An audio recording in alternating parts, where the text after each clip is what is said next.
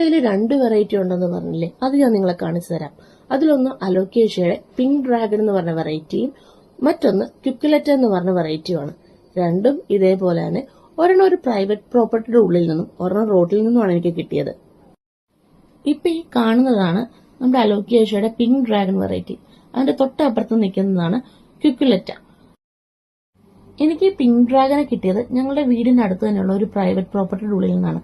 പുള്ളിയോട് സമ്മതം ചോദിച്ചിട്ടാണ് ഞങ്ങൾ അവനെ അവിടെ നിന്ന് പൊക്കിയത്. രണ്ടാമത് ക്യുക്കുലെറ്റ വന്നത് നമ്മുടെ പച്ചാളം പാലത്തിന് അടുത്ത് ഉള്ള റോഡിൽ നിന്നാണ്. ഞങ്ങൾ ഈ ക്യുക്കുലെറ്റ പറിച്ചുകൊണ്ടുവന്ന് 2 ദിവസം കഴിഞ്ഞപ്പോൾ തന്നെ അവിടെ റോഡ് ക്ലിയറൻസിന്റെ ഭാഗമായിട്ട് JCB വെച്ചിട്ട് ബാക്കിയുള്ള ക്യുക്കുലെറ്റ ചെടികളെല്ലാം അവർ പറിച്ചു മാറ്റുകയാണ് ഉണ്ടായത്.